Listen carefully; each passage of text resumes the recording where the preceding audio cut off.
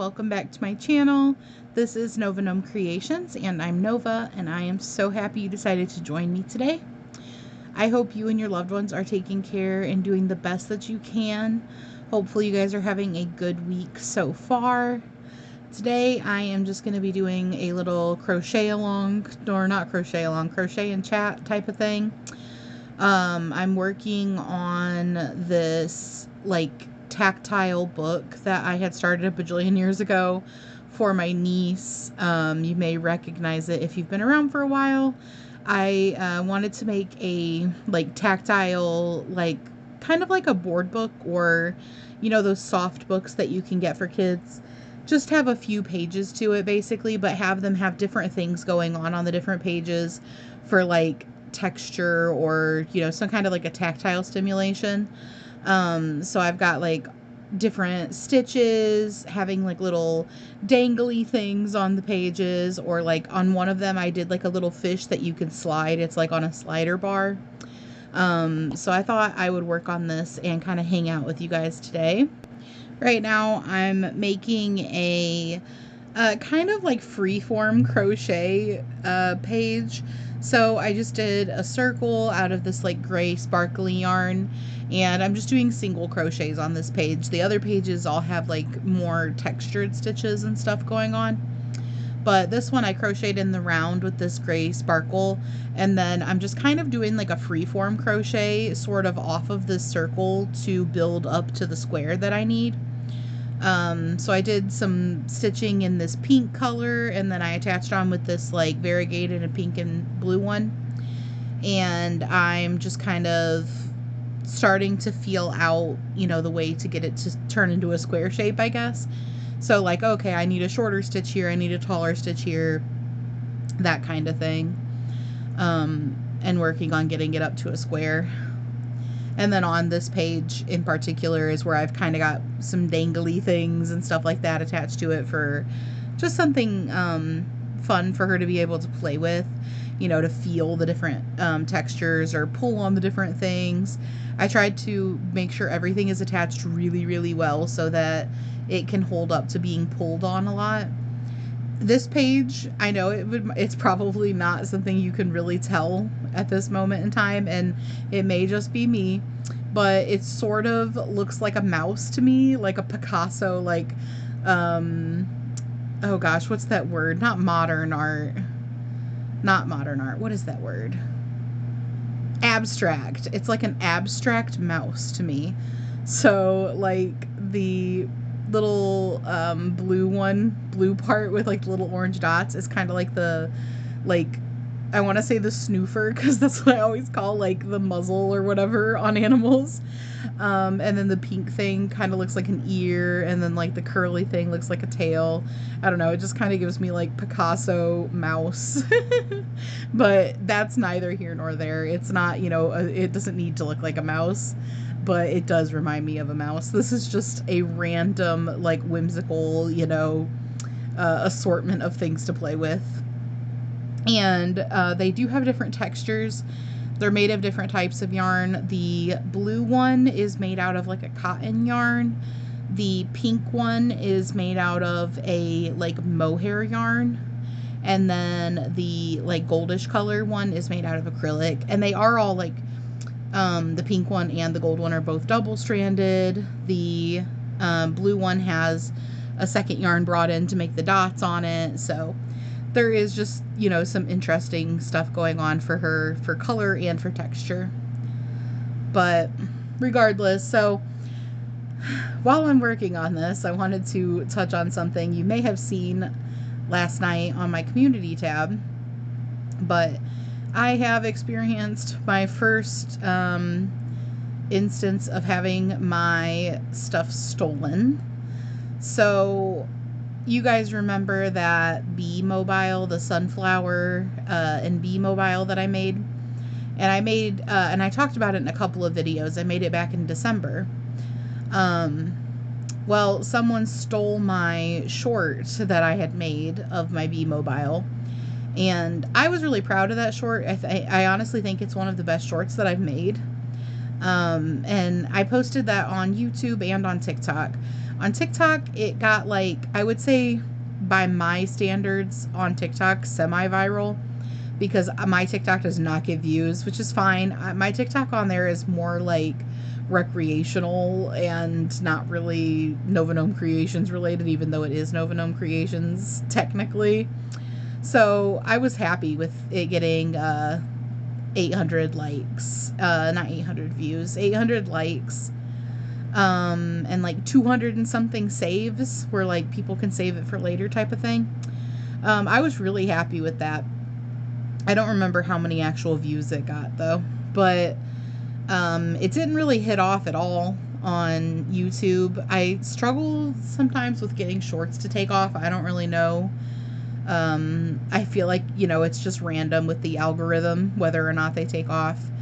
But my sister randomly saw my video in her Facebook feed, and she was like, oh, hey, that looks like the thing that my sister made. And then she's like, wait a second, that's my sister's house in the background. It was literally my video on this random page. And this page, I'll just go ahead and say the name of it. If you want to look at it, you can. They are like a scam page. It's Amigurumi Crochet, I think is the name of it. It's literally super basic. But they're literally just taking other people's videos and posting them and not crediting them and not getting permission. And then they're going and stealing patterns. And when people ask in the comments, like, oh, what's the pattern for this? I want to make this. They're replying with their website with links to these patterns that they did not create. So they're stealing video content and posting it, which that video of mine has almost hit a million views on that Facebook page. I'm like, oh my gosh, that's incredible and amazing, but it's not mine. So I'm like, you know, I'm happy that people are enjoying it. The comments are overwhelmingly positive and people really like it. So that's great. But it would really be great if they were, you know, for me, like for my page or my, I don't know. I just wish they would have at least credited me, you know. But then it goes beyond that. I commented on it when I first saw it. I commented saying like, hey, this is my video. It was posted without me knowing about it. I just saw it. I have a YouTube page if you wanted to see more about like what I did for this. I did talk about it in a couple of videos. And then in reply to my own comment, I put the link where I talked about what I did for it and stuff like that. And a few people of, you know, my family went and liked my comment. My sister had already commented saying, hey, this is Nova Gnome Creations video before she even sent it to me. Her comment got deleted and she got blocked. My comment got deleted and I got blocked. And everybody that liked my comment got blocked from the page. So they very much are not interested in crediting people when they steal their videos and post them.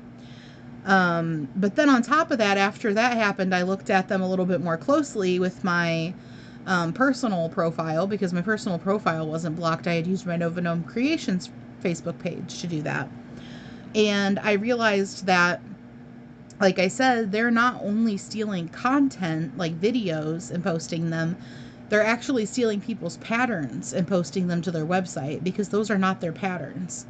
So like nothing on there is theirs. They're stealing people's videos and making money off of them. Because like when you get like 1 million views on a video on Facebook, you make money off of that. I don't make money off of that, but I'm sure they made a pretty good amount, because I can't even imagine how much that many views would pull in. And then also they're selling patterns for, you know, money, like for profit, that are not their patterns. So they're literally just a scam. They're literally just like fraudulent. So I reported them, and I asked some other people to, like family members. I posted on my community tab asking you guys to. And I got reply back saying that they had checked it out and they weren't removing it. It did go against their community guidelines. So I appealed it, and I got a reply back saying they still didn't delete it. It didn't go against their community guidelines. And I really heavily suspected that would happen, because unfortunately there is just no protection for intellectual content or intellectual property. This always happens, like every website that I see, and it's not, I'm not used to having it happen to me, but like I see this happen on like every social media and stuff where people will post content that is not theirs, and reporting it does nothing. I've seen this with other larger crochet content creators where people are stealing their patterns. And I've even seen some people stop making patterns and stop selling patterns because they just got so overwhelmed and frustrated with this happening so often, where their patterns would get stolen and listed for sale, and like they could do nothing about it. They would report it, they would have other people report it, and they just, nobody actually does anything about it. They're like, okay, well, it's not like a blatant in your face community guidelines violation, you know, of like explicit nature or something. So they just look at it for 2 seconds and they don't really care beyond that. Nobody ever actually holds these people accountable or deletes this stolen content or anything. So that's exactly what happened. I did end up getting an offer for some kind of like entity that is separate from Facebook that reviews these things. They're called the Oversight Board. And it came in the same like type of notification as the like updates on my report, you know, saying that they weren't removing it and whatnot. And they were basically like, okay, there's this thing called the Oversight Board. You can report there. They're separate from Facebook and Meta and all that, like the company. And they're there to like basically hold Facebook standards accountable. And that they accept cases like cases are randomly selected to be able to be sent to them. So I guess, you know, you don't always get that offer. And then they, from there, also randomly select cases to look at and to, you know, reconsider. So I went ahead and filled that out. And if they want more information, they can contact me, it says. If not, if they, you know, do end up choosing my case to look at, I'll receive an update on it in the like report center or whatever on Facebook. But I'm not holding my breath. I did write out a, you know, description. I had to fill out several different things, but my description for the problem was this page is, you know, stealing crochet content creators videos and posting them without permission and without crediting. And then they are directing people to their website where they are putting stolen patterns and selling them for money. Because that was what was happening, is in the comments on these videos, when people are like, oh, that's so cool, what's the pattern? They're directing people to their website with these stolen patterns. So super, super frustrating. I just wish that there was more that could be done about it. I guess I need to be better about watermarking my videos from now on, especially my shorts. But, I mean, literally in the background of the video is my chalkboard that says Nova Gnome Creations on it. So, like, I don't know, watermarking it really wouldn't have done anything. The most that would have come out of that is, like, maybe some of the people that see it might go out of their way to search for my page. But, like, most of the time, if it's not linked, people are not going to go out of their way to search for it, you know? So, it is frustrating. These websites and these, you know, fake pages, they make a lot of money off of stealing people's content because they go through and they cherry pick all the, like, you know, most trending content, the things that are going to hit off really well, and they can post them at a rate that, like, a normal content creator can't. Because, you know, it takes us maybe a week or more to make the item and then make the video and everything for these shorts. And then they're able to just take them and post them every day. They can post, you know, works of art every single day without taking any time to actually make them because they're not making them. And so they're just a freaking hot spot of, like, great looking content. So they get boosted up in the algorithm. Their videos hit more people than the people that are actually making these videos. And that's the thing that sucks.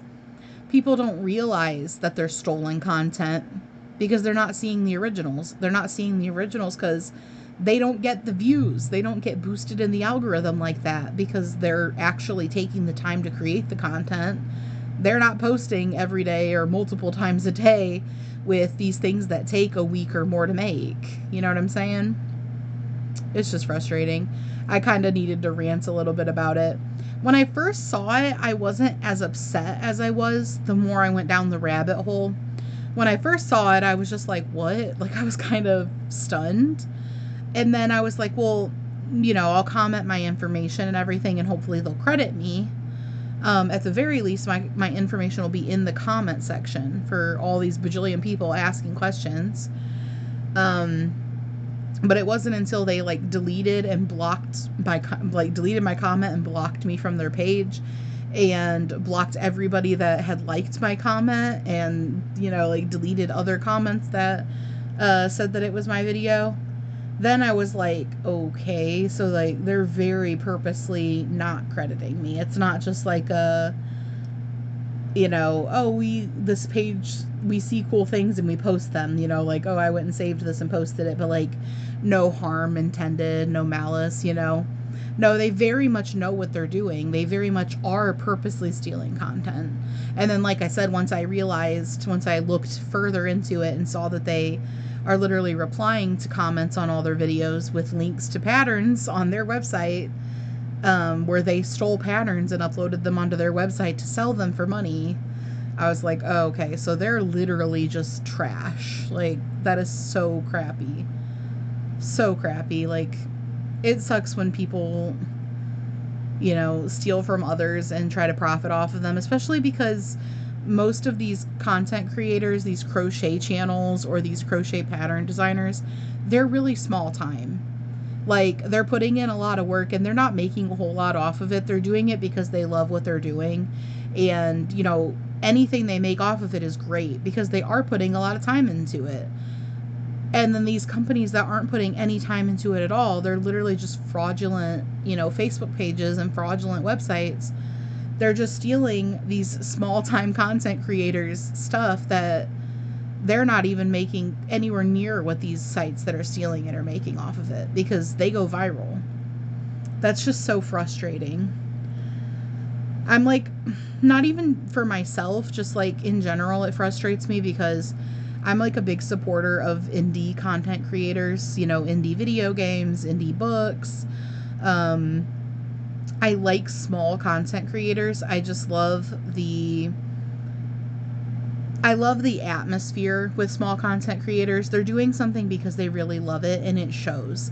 I feel like you can really feel that when you're experiencing an indie content creation. Like I said, whether it's, crochet content creators or whether it's books or whether it's art, whether it's video games, whatever.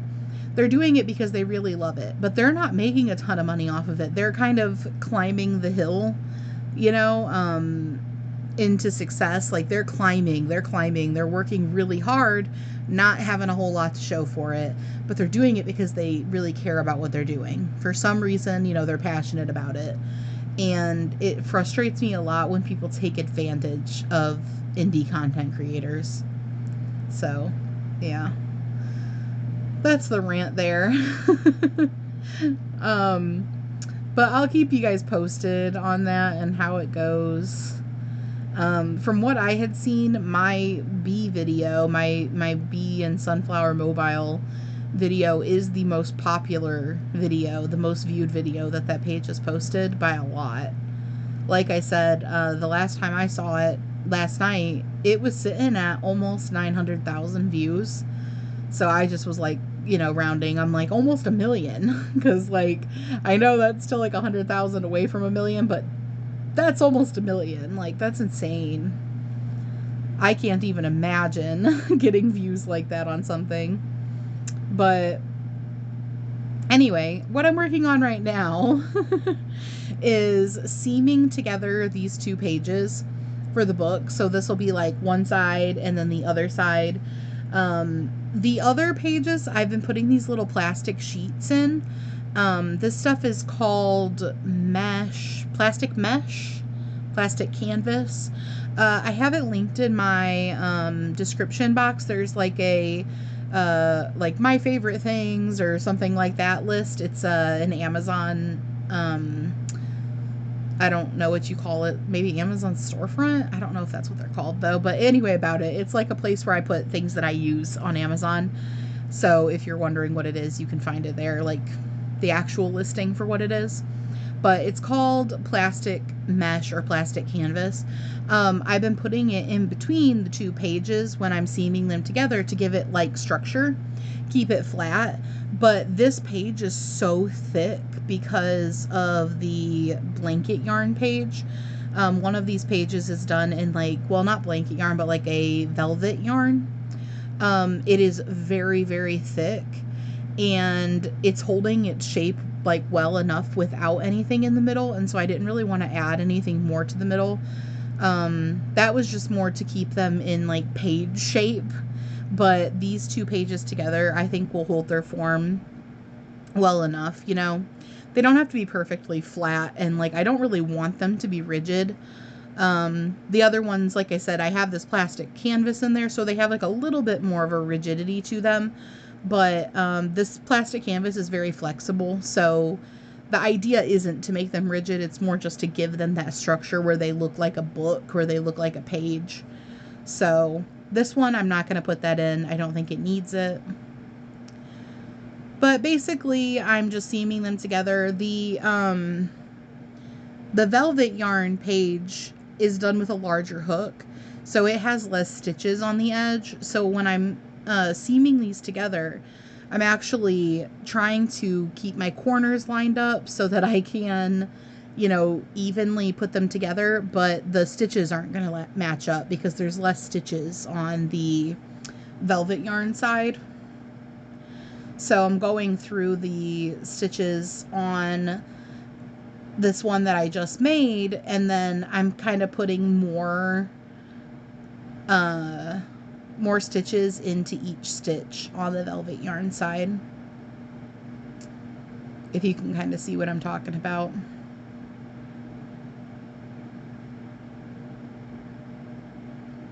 And this is what it's looking like. The velvet yarn side, I double stranded it with this like novelty yarn that is, well, I don't even know if you'd really call it a yarn, but it's more of a I don't know, a thread or a string that has these like little confetti pieces on it. So I double stranded that because I thought it would give an interesting texture for her.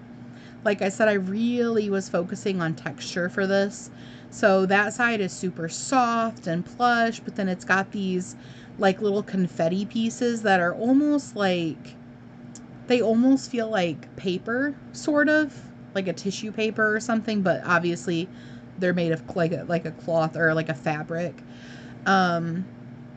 And then they also add little pops of color. And then I just did, I think, mostly double crochet, if I remember right. But I did do some like bubble, or not bubble stitches, like bobble stitches or popcorns. I can't remember which one. So that there would also just be some like, you know, little textured bumps. And I just did a few of those kind of sprinkled throughout. Like I said, it's all about color and texture. And I used, I think, a 5mm hook to do that page. So even though I did double crochets, the stitches are tight because it's a thicker yarn. So that's part of how I, you know, decide which hook to use. Is like for this page, I mostly used a 3.5 hook for like all of the single crochet stuff because I wanted to make sure it wasn't too gappy. You know, that wouldn't, I wanted it to be pretty solid to look like a page. But yep, this is what I'm working on. You guys will have to let me know in the comments what you're up to. Are you working on anything interesting today? What are you doing while you watch this video? Are you hanging out and like having a cup of tea or drinking a coffee? Are you crafting? I feel like this project could have come out better than it did, a little bit more refined. I probably got a little carried away with having fun with the colors and textures. But that was kind of the point of the project, was that I wanted it to be like really fun colors and textures. So I'm kind of torn on that. Like, I feel like I might have went a little bit too haywire with it. The yellow one that you can see to the side is my first attempt at, well, technically my second attempt at Tunisian crochet. The first attempt was just like a really small swatch, and then I got better at it with the second square. I ended up deciding to make a square so that I could include it in here. I don't remember what stitch it was, but I did do a video on it when I made it. It was just it was a while back because, like I said, this project has kind of been sitting, not getting worked on. But I thought I would go ahead and pick it back up and get it done because it can be part of my Easter gifts. This is going to go to my little baby niece. She just had her first birthday. She just turned 1. So hopefully she'll enjoy this. But I do think I learned a few things in the process of doing it. That way, you know, if I make another one, or when I make another one eventually, it'll be even better. You know, when you're making something up, especially, and not following a tutorial or following a pattern, you're always going to kind of trial and error it and figure out like, oh, maybe I should have done it this way. That would have been better. You know, that kind of stuff. Putting the plastic canvas in the pages was just like something I came up with very on the spot. It wasn't actually a plan, but I was seaming together my first set of pages, and I had the plastic canvas sitting nearby because I had used it for something else. Funny enough, there's a lot of uses for this, but I only use it for crocheting, for giving structure to things. So I saw it sitting there and I was like, maybe I should put it in here. And the thing that was nice about that too was then I went ahead and cut out a few pieces at the same time, and then that ensured that they were all the same size, and I used them as like my size template when I was making my squares. So even this one that doesn't have the mesh canvas in there, or the plastic canvas in there, I used those squares to like get my size guide. So they'll be the same size as the other pages. I do think in the future that I would probably make it bigger, make the pages bigger. But I am happy with how it's coming out. And crocheting through plastic, or not plastic canvas, crocheting through that velvet yarn like that, if you couldn't tell while I've been going around these edges, it is a workout for your hand. Like, oh my gosh, my hand was cramping so bad the entire time, but I was determined to get it done. It was one of those things where like I probably, for like hand fatigue, probably should have taken a break, but I really wanted to get it done. Honestly, I'm just bad for that in general. And so here's like the gist of like what the book is gonna kind of look like. So it'll flip open. I've got my Tunisian crochet. There's my little mouse. Like I said, it doesn't matter if it really looks like a mouse, but I think it kind of does. And then that's kind of like a goldfish on a slider. And then my texture. Thanks for hanging out with me today, guys. I hope that you had fun, and I will see you guys again real soon.